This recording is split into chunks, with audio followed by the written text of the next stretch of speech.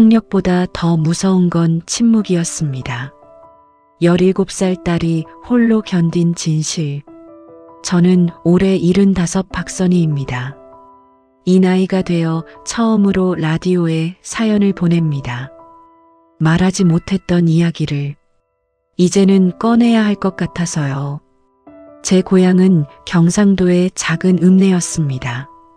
1978년 제가 17이던 해의 이야기입니다. 저희 집은 대동양 조장을 운영했어요. 아버지 박만수는 읍내에서 꽤 알려진 사업가였습니다. 교회 장로님이기도 했지요. 사람들은 아버지를 박 사장님이라 부르며 고개를 숙였어요. 하지만 집 대문이 닫히면 달랐습니다. 아버지는 다른 사람이 됐어요. 어머니는 늘 방 안에만 계셨고 저는 13살 때부터 양조장 장부를 도왔습니다. 공부는 필요 없다. 내가 할 일은 아버지 일을 돕는 거다. 아버지는 그렇게 말했어요. 저 말고도 동생이 둘 있었습니다. 중학생 선영이와 초등학교 4학년인 선아였어요. 어느 날 밤 아버지가 제 방에 들어왔습니다. 술 냄새가 났어요. 저는 이불을 끌어안고 벽 쪽으로 몸을 붙였습니다. 아버지는 제 머리를 쓰다듬었어요. 그 손이 목덜미로 내려왔습니다. 장부 정리 잘하더라. 역시 내 딸이야. 저는 숨을 참았어요. 아버지는 오래 서 있다가 나갔습니다. 그날 밤 이후로 같은 일이 반복됐어요. 15이 되던 해 저는 담임 선생님께 말했습니다. 선생님, 우리 아버지가 이상해요. 선생님은 책을 덮고 저를 보셨어요. 아버지가 널 때리니? 그건 아니지만 그럼 괜찮은 거야. 내가 예민한 거지. 목사님께도 말씀드렸습니다. 목사님은 고개를 저으셨어요. 박 장로님이 그러실 리 없어. 내가 오해한 거야. 부모님께 효도해야지. 외할머니는 이렇게 말씀하셨어요. 세상에 완벽한 아버지는 없단다. 내가 참아야 집안이 편하다. 어머니는 아무 말도 하지 않으셨습니다. 그냥 고개만 돌리셨어요. 17이 되던 해 여름이었습니다. 양조장에서 막걸리 냄새가 골목 끝까지 퍼졌어요. 발효되는 냄새는 달콤하면서도 시큼했습니다. 저는 그 냄새가 싫었어요. 아버지는 제게 격리 일을 더 많이 시켰습니다. 대학은 안 보내도 된다. 여자가 무슨 대학이냐. 여기서 일이나 배워. 저는 매일 장부를 정리했어요. 김회계사 선생님이 가끔 오셔서 가르쳐 주셨습니다. 김 선생님은 제 팔에 멍을 봤어요. 그리고 눈을 내리깔았습니다. 아무 말도 하지 않으셨어요. 어느 날 저는 장부 2권이 있다는 걸 알았습니다. 세무서에 제출하는 장부와 금고 안에 숨겨둔 진짜 장부였어요. 숫자가 달랐습니다. 많이 달랐어요. 그해 가을 양조장에 검은 승용차가 왔습니다. 이 사장이라는 사람이었어요. 부산에서 온 사람이라고 들었습니다. 아버지는 그분 앞에서 허리를 굽혔어요. 평소의 아버지가 아니었습니다. 창고 문이 닫혔어요. 안에서 큰 소리가 들렸습니다. 박 사장, 내가 참을성 많은 거 알지? 이번 달까지다. 이 사장의 목소리였어요. 그날 밤 저는 복도에서 이상한 장면을 봤습니다. 아버지가 막내 선아의 방문 앞에 서 있었어요. 문을 살짝 열고 안을 들여다보고 있었습니다. 자고 있는 선아를 내려다보는 아버지의 눈빛이 13살 때 제게 향하던 그 눈빛과 똑같았어요. 온몸에 소름이 돋았습니다. 저는 그 자리에서 얼어붙었어요. 아버지가 돌아서서 저를 봤습니다. 뭐 하냐? 화장실 가려고요. 빨리 가. 아버지는 제 어깨를 밀고 지나갔어요. 그날 밤 이후 저는 잠을 잘 수 없었습니다. 어른들은 모두 제 말을 믿지 않았어요. 제가 예민하다고, 오해라고, 참으라고만 했습니다. 그래서 저는 생각했어요. 다른 방법이 필요하다고. 어른들이 모두 등을 돌렸을 때 17살짜리 소녀였던 제가 처음으로 스스로 길을 찾기 시작했습니다. 양조장의 장부 속에서, 발효되는 침묵 속에서 저만의 무기를 찾기 시작했어요. 그때는 몰랐습니다. 그 선택이 제 인생 전체를 바꿀 거라는 걸요. 고등학교 2학년이 됐습니다. 친구들은 대학 이야기를 했어요. 서울에 있는 대학, 부산에 있는 대학, 어디를 갈지 고민한다고 했습니다. 저는 그 이야기를 들으며 고개만 끄덕였어요. 아버지는 제게 말했습니다. 너는 대학 갈 생각 말아라. 여자가 무슨 대학이냐, 시집이나 잘 가면 된다. 저는 대답하지 않았어요. 그 대신 양조장 일을 더 배웠습니다. 김회계사 선생님이 일주일에 2번 오셨어요. 선생님은 장부 정리하는 법을 가르쳐 주셨습니다. 대차대조표, 손익계산서, 원가 계산 같은 걸 배웠어요. 전이야, 숫자는 거짓말을 안 한다. 하지만 사람은 숫자로 거짓말을 할 수 있어. 김 선생님은 그렇게 말씀하셨습니다. 그리고 제 얼굴을 잠깐 보시다가 시선을 돌리셨어요. 선생님은 제 목에 난 자국을 보셨을 겁니다.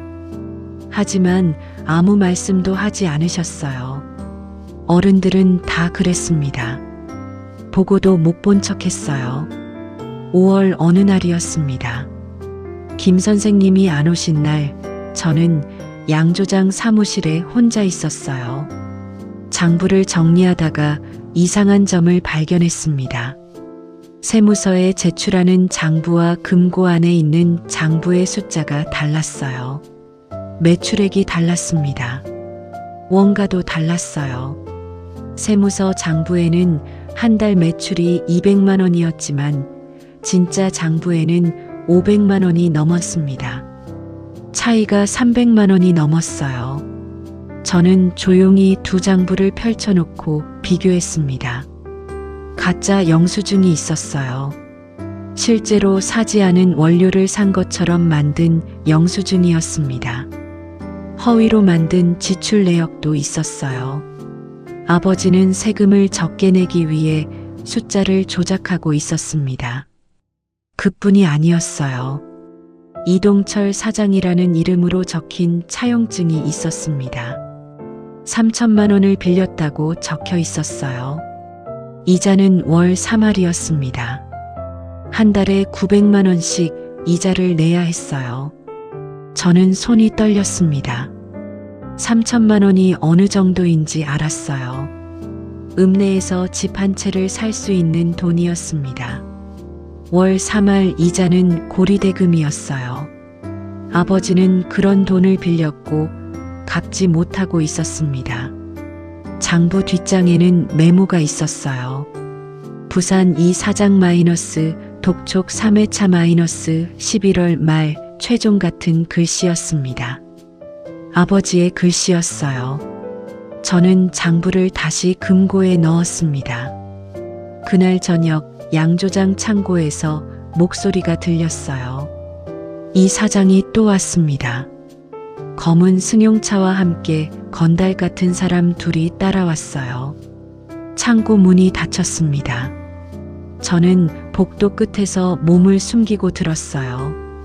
박 사장, 내가 참을성 많은 거 알지? 근데 이제 한계다. 이번 달 안에 원금이라도 절반은 갚아야 돼. 이 사장의 목소리였습니다. 낮고 차분했어요. 오히려 그래서 더 무서웠습니다. 조금만 더 시간을 주십시오. 장사가 요즘 안 돼서. 아버지의 목소리는 떨리고 있었어요. 평소에 어머니한테 제게 하던 그 목소리가 아니었습니다. 시간은 이미 충분히 줬어. 부산에서 손가락 잘린 사람 이야기 들었지? 그 사람도 말이 많았어. 저는 숨을 죽였습니다. 읍내에서 소문을 들은 적이 있었어요. 부산 조직 사람들이 돈을 못 갚은 사람 가게를 불태웠다는 이야기, 손가락을 잘렸다는 이야기가 돌았습니다. 사람들은 속삭이듯 그런 이야기를 나눴어요. 알겠습니다. 꼭 준비하겠습니다. 아버지는 계속 고개를 숙였을 겁니다. 창고 문이 열렸어요. 저는 재빨리 사무실로 돌아가 장부를 펼쳤습니다. 이 사장 일행이 지나갔어요. 그중 한 명이 사무실 쪽을 힐끗 봤습니다. 저는 고개를 숙이고 장부만 봤어요. 검은 승용차가 떠났습니다. 아버지는 창고에 그대로 남아 있었어요. 한참 후에 나왔습니다. 얼굴이 새하얗게 질려 있었어요.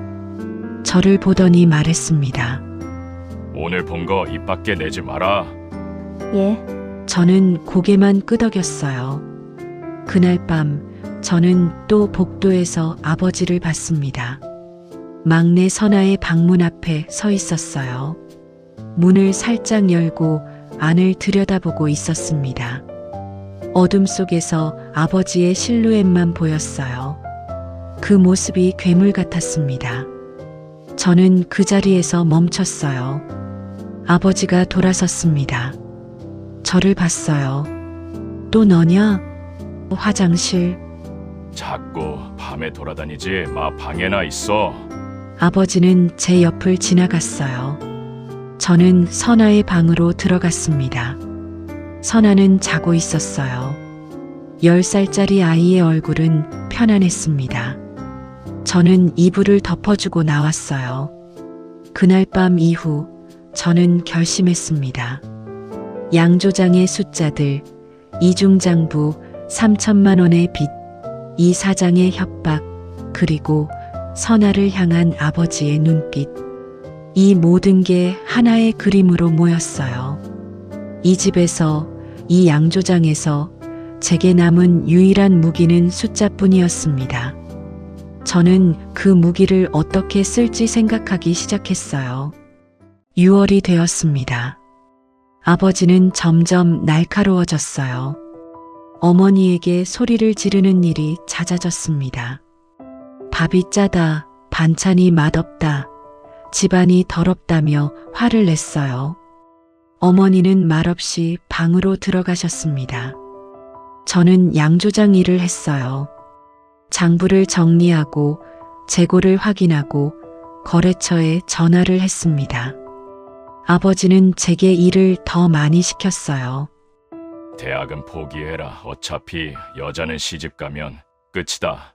여기서 일이나 제대로 배워. 저는 대답하지 않았습니다.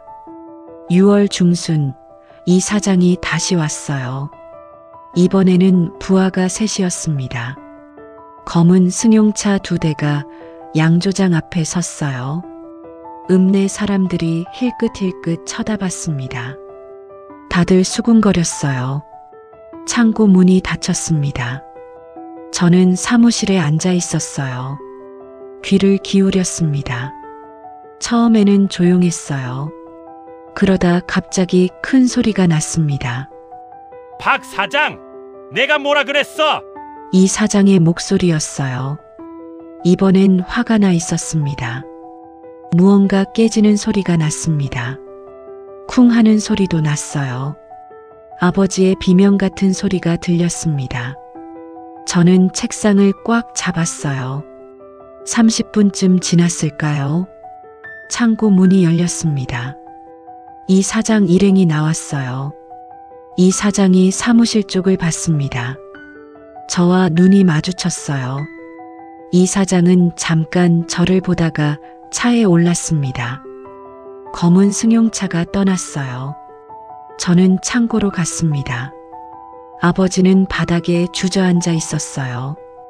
입술이 찢어져 있었습니다. 손등에도 피가 묻어 있었어요. 술 항아리가 깨져 있었습니다. 아버지, 나가. 보지 마. 아버지가 소리쳤어요. 저는 뒤로 물러났습니다. 아버지는 벽에 기대어 일어났어요. 비틀거리며 사무실로 갔습니다. 책상 서랍을 열고 뭔가를 찾았어요. 통장이었습니다. 아버지는 통장을 들여다봤어요. 얼굴이 하얗게 질렸습니다. 망했다. 완전히 망했어. 아버지는 중얼거렸어요. 저는 그 자리에 서 있었습니다. 아버지는 저를 봤어요. 뭘 봐? 나가. 저는 사무실을 나왔습니다. 그날 저녁 집은 조용했어요. 어머니는 부엌에서 설거지를 하셨습니다.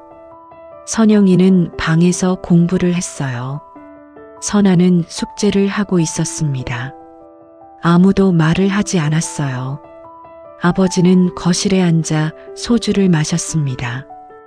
혼자서 한 병을 다 마셨어요.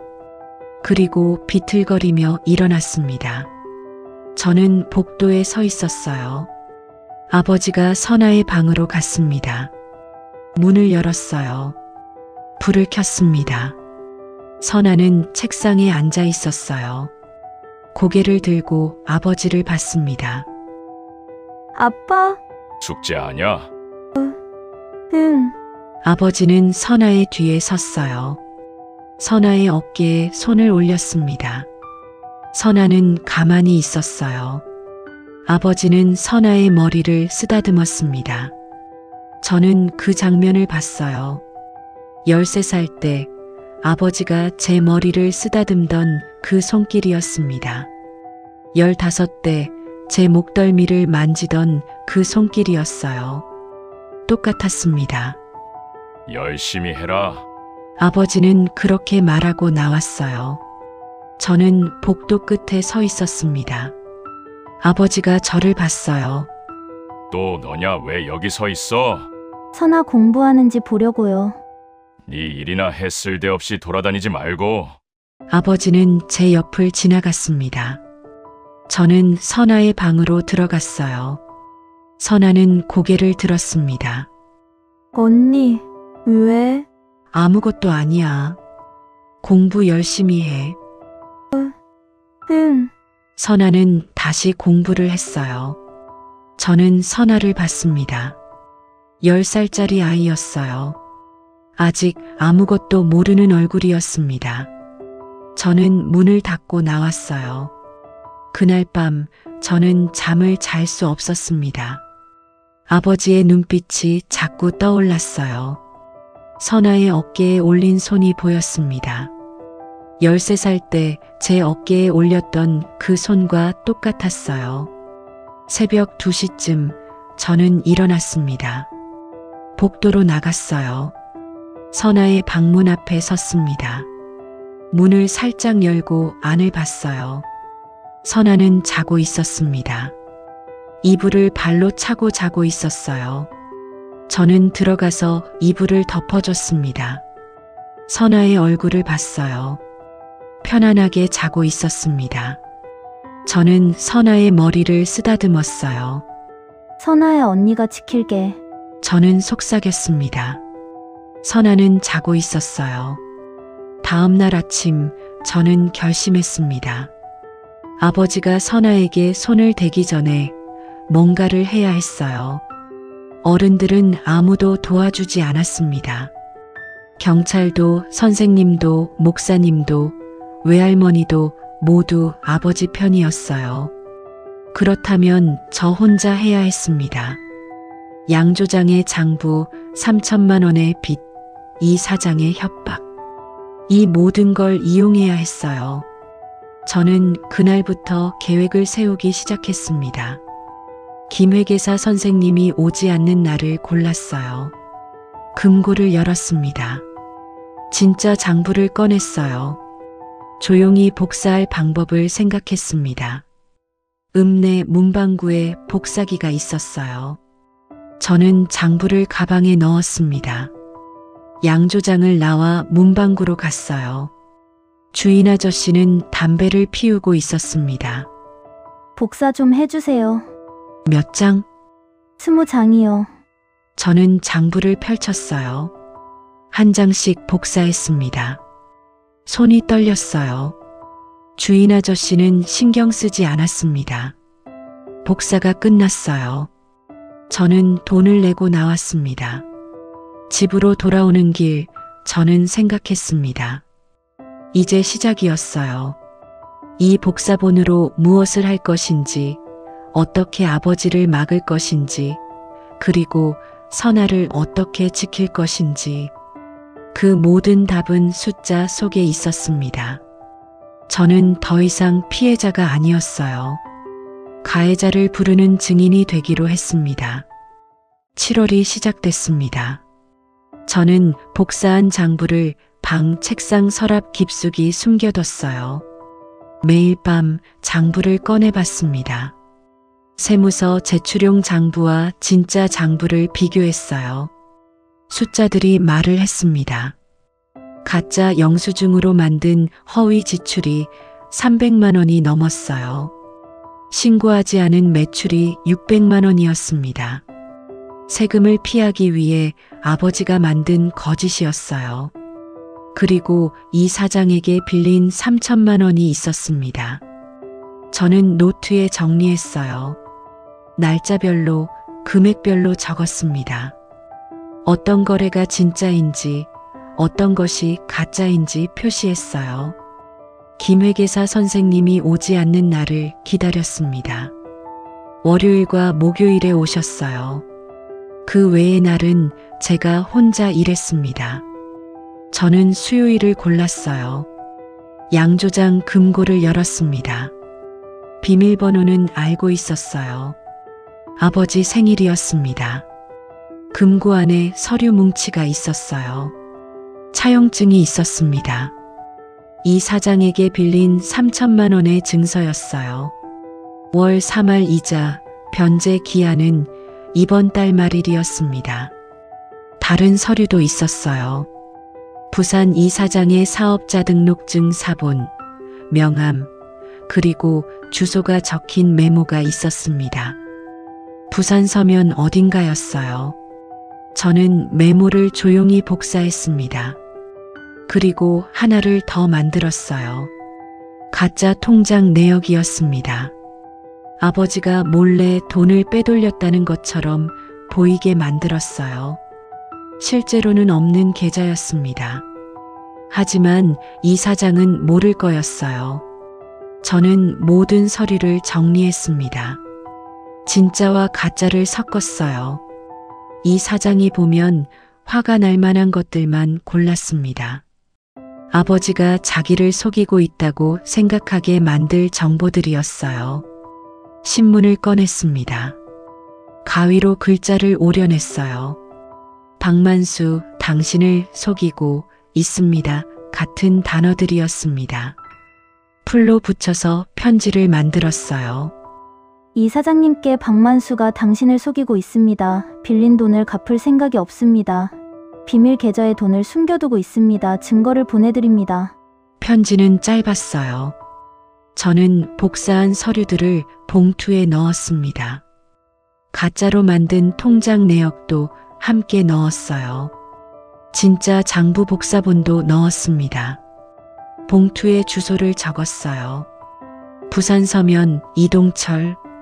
아버지 서류에서 찾은 주소였습니다. 7월 15일 저녁이었어요. 저는 봉투를 가방에 넣고 집을 나섰습니다. 문방구 갔다 올게요. 어머니께 말씀드렸어요. 어머니는 고개만 끄덕이셨습니다. 읍내 우체국까지 걸어갔어요. 해가 지고 있었습니다.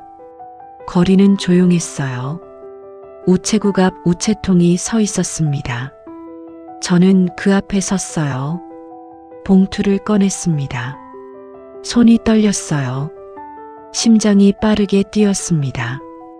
이 봉투를 넣으면 돌이킬 수 없었어요. 아버지가 다칠 수도 있었습니다. 아니, 다칠 게 분명했어요. 이 사장은 화를 낼 거였습니다. 아버지를 찾아갈 거였어요. 그리고 저는 눈을 감았습니다. 13살 때 아버지가 제 방에 들어오던 밤이 떠올랐어요. 15살 때 제 목덜미를 만지던 손이 떠올랐습니다. 그리고 며칠 전 선아의 어깨에 손을 올리던 아버지의 눈빛이 떠올랐어요. 눈을 떴습니다. 우체통 입구가 보였어요. 저는 봉투를 밀어 넣었습니다. 봉투가 우체통 속으로 떨어졌어요. 통하는 소리가 났습니다. 끝이었어요. 저는 우체통 앞에 한참 서 있었습니다. 다리에 힘이 없었어요. 숨이 가빠졌습니다. 집으로 돌아가는 길, 저는 계속 뒤를 돌아봤어요. 누가 저를 보지 않았을까? 누가 알지 않았을까? 걱정됐습니다. 집에 도착했어요. 아버지는 거실에 앉아 텔레비전을 보고 있었습니다. 저를 봤어요. 어디 갔다 왔어? 문방구요. 늦게까지 뭐 했어? 공책 사고 친구 만났어요. 아버지는 다시 텔레비전을 봤어요. 저는 방으로 들어갔습니다. 문을 닫고 침대에 앉았어요. 손이 아직 떨리고 있었습니다. 창밖을 봤어요. 어두웠습니다. 멀리서 개 짖는 소리가 들렸어요. 저는 생각했습니다. 이제 편지가 부산으로 갈 거였어요. 이틀이면 도착할 거였습니다. 이 사장이 편지를 열어볼 거였어요. 서류를 볼 거였습니다. 그리고 화를 낼 거였어요. 그 다음은 몰랐어요. 아버지가 어떻게 될지, 양 조장이 어떻게 될지, 저희 가족이 어떻게 될지 몰랐습니다. 하지만 한 가지는 확실했어요. 선아는 지켜야 했습니다. 제가 당한 일을 선아는 겪으면 안 됐어요. 그걸 막기 위해서라면 저는 무엇이든 할 수 있었습니다. 그날 밤 저는 잠을 잘 수 없었어요. 천장을 보며 누워 있었습니다. 시계 소리만 똑딱똑딱 들렸어요. 새벽 3시가 됐습니다. 4시가 됐어요. 동이 트기 시작했습니다. 저는 일어나 창문을 열었어요. 차가운 공기가 들어왔습니다. 멀리 양조장이 보였어요. 아직 불이 꺼져 있었습니다. 저는 속삭였어요. 이제 시작이야. 우체통에 넣은 편지가 부산으로 가고 있을 거였어요. 제가 만든 설계도가 움직이기 시작한 겁니다. 돌아갈 다리는 이미 불태웠어요. 일주일이 지났습니다. 저는 매일 양조장에 나갔어요. 장부를 정리하고 전화를 받고 평소처럼 일했습니다. 아버지도 평소처럼 일했어요. 아무 일도 일어나지 않았습니다. 하지만 저는 알고 있었어요. 편지는 이미 부산에 도착했을 거였습니다. 7월 22일 오전이었습니다. 저는 사무실에서 장부를 정리하고 있었어요. 창밖으로 검은 승용차 2대가 들어오는 게 보였습니다. 이 사장이었어요. 이번에는 부하가 넷이었습니다. 차에서 내렸어요. 이 사장의 얼굴이 평소와 달랐습니다. 차갑고 굳어 있었어요. 아버지가 양조장 앞으로 나갔습니다. 이 사장님, 어서. 안으로 들어가지. 이 사장의 목소리는 낮았어요. 일행은 창고로 들어갔습니다. 문이 닫혔어요. 저는 사무실 창문 틈으로 지켜봤습니다. 처음 10분은 조용했어요. 그러다 갑자기 고함 소리가 들렸습니다. 이 개자식아! 무언가 깨지는 소리가 났어요. 쿵 하는 소리도 연달아 났습니다. 이 사장님, 오해십니다. 제가 언제... 아버지의 목소리였어요. 떨리고 있었습니다. 오해? 이게 오해야? 비밀 계좌 만들어 놓고 돈 빼돌린 게 오해야? 그런 거 없습니다. 정말로... 증거가 다 있는데 뭘 발뺌해? 또 무언가 깨지는 소리가 났어요. 비명 소리도 들렸습니다. 저는 책상을 꽉 잡았습니다. 손이 떨렸어요. 30분쯤 지났을까요? 창고 안이 조용해졌습니다. 저는 자리에서 일어났어요. 복도로 나갔습니다. 양조장 직원 아저씨가 창고 쪽을 보고 있었어요. 전이야, 저기 들어가면 안 돼. 예. 저는 고개를 끄덕였습니다. 얼마 후 창고 문이 열렸어요. 이 사장 일행이 나왔습니다. 이 사장이 손수건으로 손을 닦고 있었어요. 부하 중 한 명이 저를 봤습니다. 저는 고개를 숙였어요.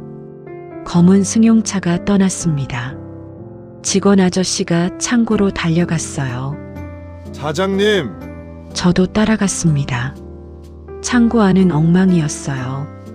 술 항아리가 여러 개 깨져 있었습니다. 바닥에 막걸리가 흥건했어요. 아버지는 구석에 쓰러져 있었습니다. 얼굴이 피투성이었어요. 눈 주변이 퉁퉁 부어 있었습니다.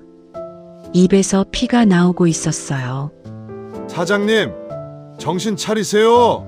직원 아저씨가 아버지를 흔들었습니다. 아버지는 신음소리를 냈어요. 병원 가야. 저는 그렇게 말했습니다. 직원 아저씨가 고개를 끄덕였어요. 내가 업고 갈게. 전이야, 내 어머니한테 연락해. 예.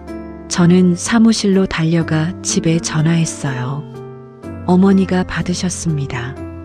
어머니, 아버지가 다쳤어요. 병원 가셔야 해요. 전화를 끊고 다시 창고로 갔습니다. 직원 아저씨가 아버지를 업고 나오는 중이었어요.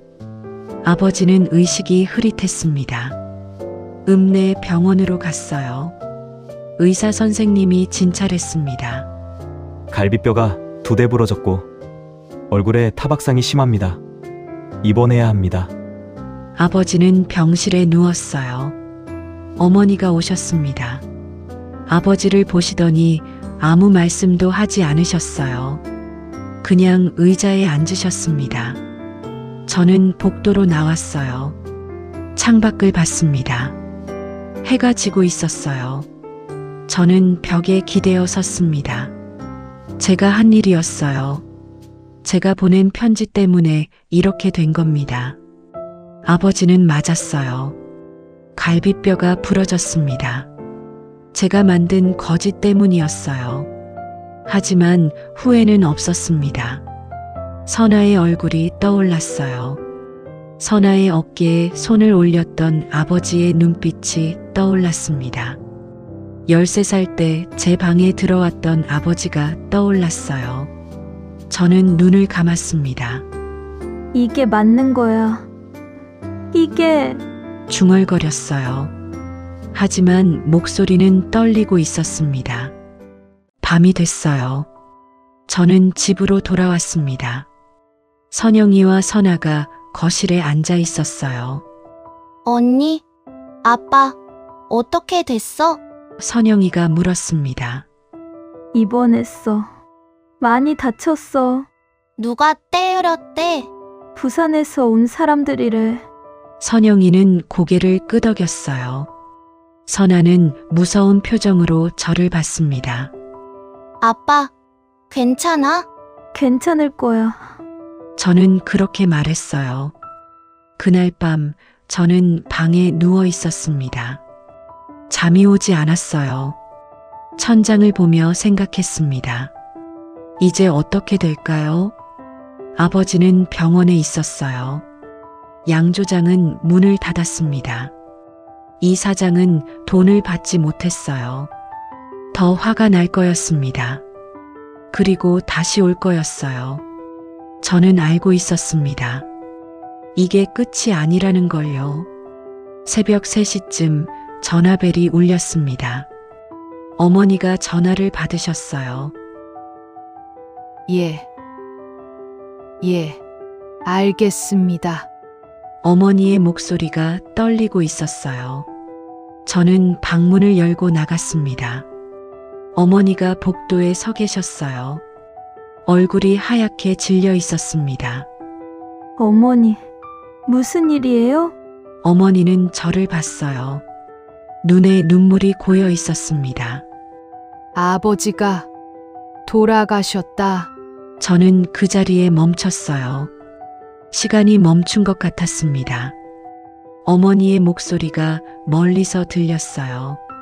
병원에서 새벽에 갑자기 심장이. 저는 아무 말도 할 수 없었습니다. 다리에 힘이 풀렸어요.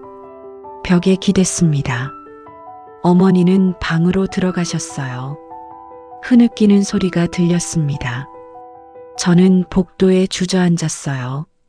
아버지가 죽었습니다. 제가 보낸 편지 때문에 맞았어요. 그리고 죽었습니다. 저는 손으로 얼굴을 감쌌어요. 눈물이 나오지 않았습니다.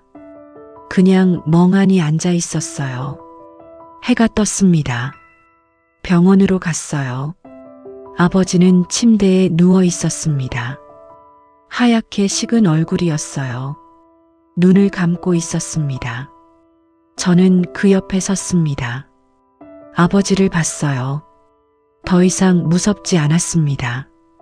더 이상 아무것도 할 수 없는 사람이었어요. 어머니가 우셨습니다. 선영이도 울었어요. 선아도 울었습니다. 저는 울지 않았어요. 그냥 아버지를 봤습니다. 해방감과 죄책감이 동시에 밀려왔어요. 숨이 막혔습니다. 저는 상주였어요. 하지만 애도보다는 혼란스러운 감정으로 상복을 입고 서 있었습니다. 장례식장에 사람들이 왔어요. 읍내 사람들, 교회 사람들이 왔습니다. 좋은 데 가셨을 거예요. 장로님 명복을 빕니다. 저는 고개만 숙였어요. 아무도 몰랐습니다. 제가 무슨 일을 했는지, 이 죽음이 어떻게 시작됐는지. 3일장이 끝났어요. 아버지는 읍내 공동묘지에 묻혔습니다. 저는 무덤 앞에 섰어요. 흙이 관을 덮었습니다. 이제 끝이었어요. 아버지는 더 이상 선아를 해칠 수 없었습니다. 더 이상 저를, 어머니를 누구도 해칠 수 없었어요. 하지만 저는 알고 있었습니다. 제가 아버지를 죽게 만들었다는 걸요. 장례를 치른 후 일주일이 지났습니다. 집은 조용했어요. 어머니는 방에만 계셨습니다. 약을 드시고 주무셨어요. 선영이는 학교에 갔고 선아는 방에서 그림을 그렸습니다. 저는 양조장에 갔어요. 문을 열었습니다.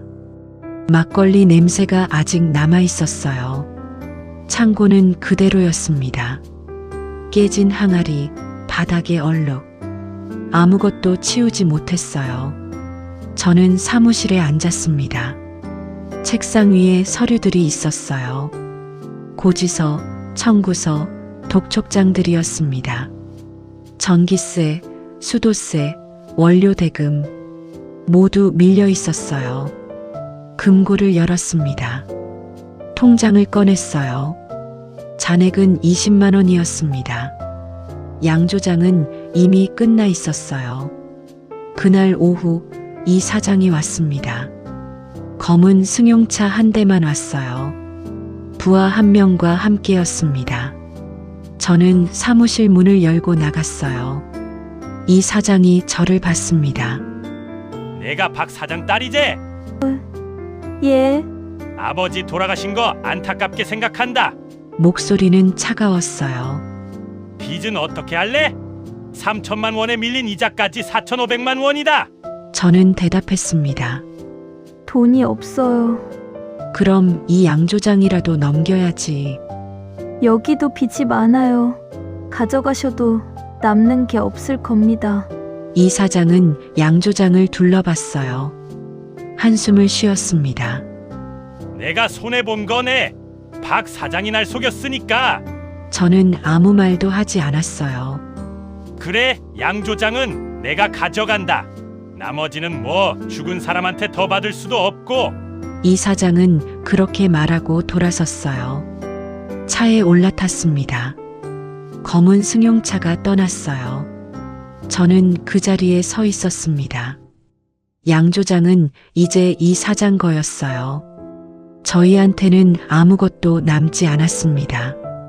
집으로 돌아왔어요. 어머니가 거실에 앉아 계셨습니다. 약을 먹지 않으신 것 같았어요. 눈에 초점이 있었습니다. 선이야, 앉아라. 저는 어머니 앞에 앉았어요. 어머니는 저를 봤습니다. 오랜만에 제대로 저를 보시는 것 같았어요. 엄마가 미안하다. 왜요? 내가 어렸을 때부터 엄마가 알았어. 아버지가 뭘 하는지. 저는 숨이 멎는 것 같았어요. 어머니는 계속 말씀하셨습니다. 13살 때부터 내 방에 들어가는 거 알았어. 근데 엄마는 겁이 났어.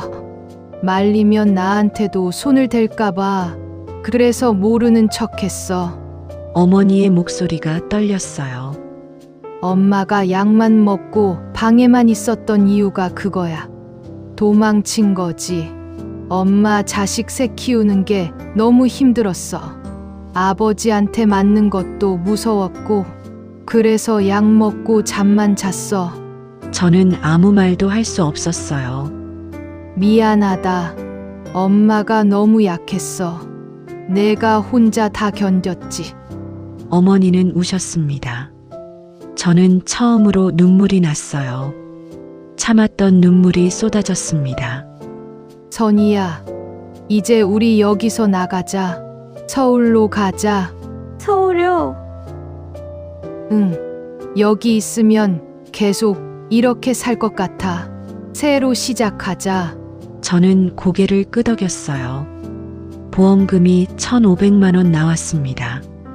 아버지가 들어놨던 생명보험이었어요. 어머니는 그 돈으로 빚을 정리하셨습니다. 남은 돈은 800만 원이었어요. 8월 말 저희는 짐을 쌌습니다. 가져갈 게 많지 않았어요. 옷가지 몇 벌, 이불, 그릇 조금. 그게 다였습니다. 선영이가 물었어요. 언니, 서울 가서 뭐 하고 살아? 일하고 공부하고 살아야지. 나도 공부 계속할 수 있어? 당연하지. 선아는 아무 말 없이 인형만 안고 있었어요. 9월 초 저희는 서울행 버스에 올랐습니다. 읍내를 떠났어요. 양조장이 보였습니다. 문이 닫혀 있었어요. 이 사장이 가져갔지만 아직 운영하지 않는 것 같았습니다. 버스가 읍내를 벗어났어요. 뒤를 돌아봤습니다. 작아지는 마을이 보였어요. 저는 창밖을 봤습니다. 17의 아버지를 죽게 만든 딸. 그게 저였어요. 하지만 동시에 17의 동생들의 생명을 지킨 딸이기도 했습니다.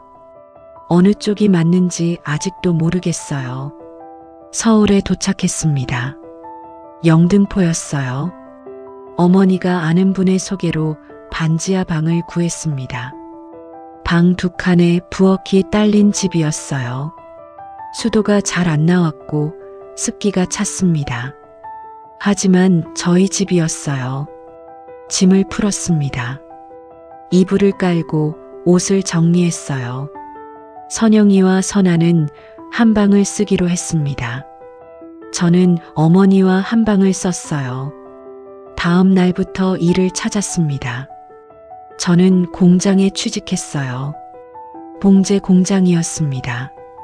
미싱을 돌리는 일이었어요. 하루에 8시간, 한 달에 10만 원을 받았습니다. 어머니는 식당에서 설거지 일을 하셨어요. 한 달에 7만 원을 받으셨습니다. 선영이는 미용학원에 다니기 시작했어요. 선아는 근처 중학교에 편입시험을 봤습니다. 합격했어요. 저는 밤에 검정고시 공부를 했습니다. 공장에서 돌아오면 8시였어요.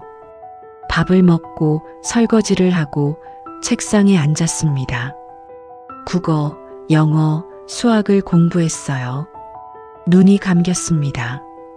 졸았어요. 찬물로 세수하고 다시 앉았습니다. 이듬해 봄 검정고시를 봤어요. 합격했습니다. 그해 가을 야간 대학에 지원했어요. 사회복지학과였습니다. 낮에는 일하고 밤에는 학교에 다녔어요. 힘들었습니다. 너무 힘들었어요. 하지만 멈출 수 없었습니다. 멈추면 생각이 났어요. 양조장, 창고, 아버지의 죽음. 그래서 계속 움직였습니다. 어느 날 밤 집으로 돌아오는 길이었어요. 골목을 걷고 있었습니다. 어디선가 막걸리 냄새가 났어요. 저는 멈춰 섰습니다. 발효되는 냄새였어요. 예전에는 그 냄새가 싫었습니다. 양조장, 아버지, 그 모든 게 떠올랐어요. 하지만 그날 밤 저는 다르게 생각했습니다. 발효는 썩은 걸 버리고 새로운 것이 생기는 과정이에요. 아버지의 악은 그와 함께 묻혔습니다. 하지만 제가 만들 선은 이제부터 자랄 거예요. 저는 걸음을 다시 옮겼습니다. 집에 도착했어요. 어머니가 국을 끓이고 계셨습니다. 선영이는 머리 모형으로 연습하고 있었어요. 선아는 숙제를 하고 있었습니다. 평범한 저녁이었어요. 저는 가방을 내려놓고 앉았습니다. 밥을 먹었어요. 따뜻했습니다. 아버지의 악을 묻은 자리에 어떤 삶을 키울지는 온전히 제 몫이었어요. 저는 그걸 알고 있었습니다. 28이 됐습니다. 대학을 졸업하고 사회복지사 자격증을 땄어요. 가정폭력 피해 상담소에서 일하기 시작했습니다. 상담실은 작았어요. 책상 하나, 의자 2개가 전부였습니다. 창문으로 햇빛이 들어왔어요.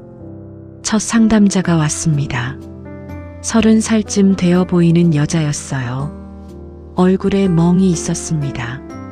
손목에도 자국이 있었어요. 앉으세요. 저는 말했습니다. 여자는 조심스럽게 앉았어요.